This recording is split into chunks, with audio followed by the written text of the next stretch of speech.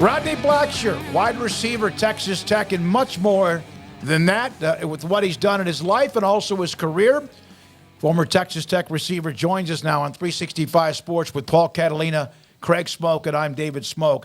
Rodney, thank you for your time. We appreciate it, and it's great to finally have you on the show. Yeah, man, it's been a while. I thought we were going to get on last year, but it didn't happen, but I'm happy to be here now. Well, we'll get you on again after this at some point. Your thoughts about Tech, of course, was kind of in that hole at 1-3. They've come back with wins, been able to beat Houston at home, and then they buried Baylor in Waco. Yeah, it's a funny thing with the way the season's going. We expected more early in the season, but, it's all about what you do in conference play nowadays. So they're 2-2 in conference, and they got a chance to, really run the table up until, I guess they say, until we play the Texas Longhorns. We'll see about that one, too. Rodney, they didn't start out well. Do you think they've found their footing, though? Yeah, definitely. I think we have a veteran team. The biggest problem, for me, going up to Wyoming, they weren't ready for that altitude. We played them there my senior year, and then some of my teammates were talking about that. They didn't realize that, they went a day early, but it really doesn't matter. You still got to be there and get used to it. I just don't think they were really prepared for what the altitude was going to bring to them that first game. And, obviously we lost a close one to Oregon. So, I know the record, we're at 500 now, but we could be much better. And those were two close losses. So, we all the goals that they set leading to the season still there. Rodney Blackshear with us on 365 Sports. Rodney, does that feel like a bit of a turning point game on Saturday night? Oh, definitely. It's bad to go on the road and win a conference game against a tough Baylor team. They've been having some issues, but, they always tough to win. It's tough to beat there at home. So, I definitely feel like if we can continue with that momentum, we'll be fine the rest of the season moving forward. Rodney, the Joey McGuire, we had him on last week, and in the interview with him, he actually said that he spoke to his team about, hey, did I make a mistake by trying to hype or embrace the hype of how they finished last year and what a lot of people thought they were a dark horse for this year? Did any of that ever, interfere with your production as a team or a player? No, the best thing to do as a coach is to believe in your players. Whether you consider it hype or just expectations, you got to have high expectations. Otherwise, you won't ever have real success. So I don't think that was a problem at all. I'm assuming the players told him the same thing. The more your coaches believe in you, in my opinion, as a player, you're going to play better. Rodney Blackshear with us on 365 Sports. Are you surprised to see granted, they're still, can run it wide open, but the move to kind of the power running game, did that surprise you? I was expecting it, actually. The reality is, I know that today's college game, everybody wants to see people throw that ball around, but if you got a strong running game like we do with Taj, I see no reason why you shouldn't. You used to run yourself the pass. Those principles still work. You want exciting football, you want winning football. I want winning football, and being able to run the ball is proving that we can win.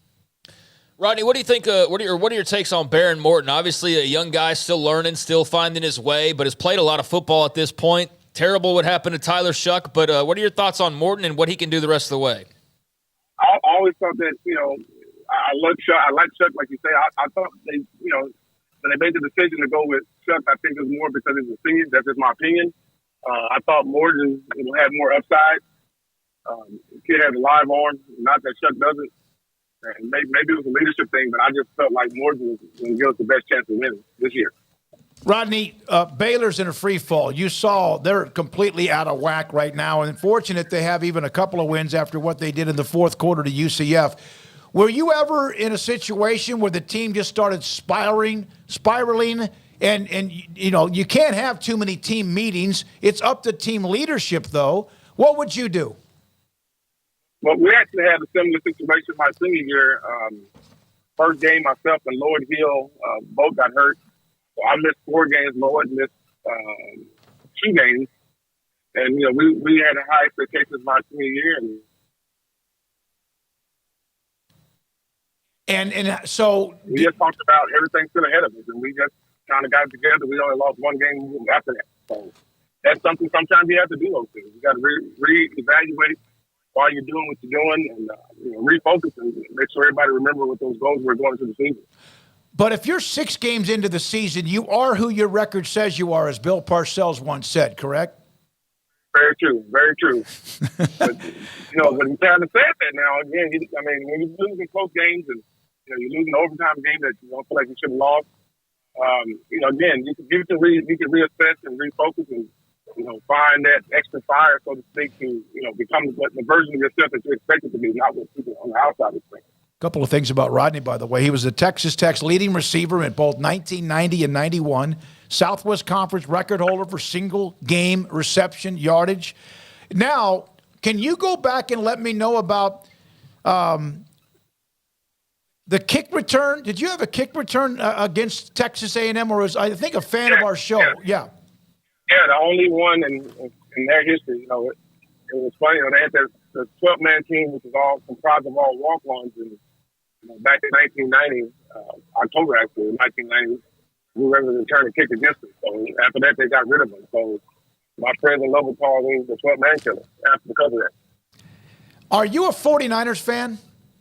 Oh, yeah, that's what I'm at. I'm actually in San Francisco right now. All right. Well, Can you try to describe what in that? They devastated Dallas last night from almost the start of that game. Yeah, the thing, and, we've talked, Anthony Lynn, who also played with me, he's the coach for the 49ers. And I got a chance to see him the night before the game, and that's what we kind of talked about. I asked him, what's the game plan? He said, we don't change what we do. We're going to run the ball. We get behind, we're still going to run the ball, and then everything else predicated off of that. And that's the reason I said what we said about the pick. So from the game yesterday, we ran the ball straight at him. Christian McCaffrey didn't have the typical yards, but he ran the ball effectively. And then Jordan Mason came in, and, obviously Brock Purdy's been playing lights out, no turnovers. And our defense is terrible. And we were able to adjust, make the Cowboys try to adjust what we do. Rodney, what are your thoughts on a Big 12 post-Oklahoma and Texas, and how do you see just all the pieces kind of fitting together, but in particularly Texas Tech? I look forward to it. Again, Texas and Oklahoma consider themselves elite. But, the reality is the last couple of years, neither one of them has won the conference. All we have to do is, fill that void and, continue to do what we're doing well in recruiting. And, anything can happen. We will move up to the top of our conference, so to speak. And it won't just be because of our name. It'll be because of the production on the field. In Texas, in particular, they're always this year's champs. They're always going to be great. They're always back. But they always show their true colors by the end of the season. Rodney Blackshear, former Texas Tech receiver with us, National Football League Players Association member as well on 365 Sports. So if you had to tackle Taj Brooks, not that you did that, you were a wide receiver unless somebody threw a pick, but if you had to try to tackle him, how would you describe what that would be? I would call my friends to come help. Yeah. He reminds me a lot of Bam Morton. Bam is a little bit taller, but he runs the ball real hard. Reminds me a lot of old Bam Morris, who played with me for a couple of years at Tech. He went to Cooper High School, Bam Morris, and then played at Texas Tech, and then went on, of course, in the NFL with the Steelers and his career in the NFL. What are your thoughts about the NIL? Texas Tech's got a bunch of it. They've done really well. They jumped on it immediately. They're promoting it. Obviously, those who were involved in it, and now the NCAA is looking at even allowing schools to get even more involved. But Tech seems to be like they jumped in head first. What was that like?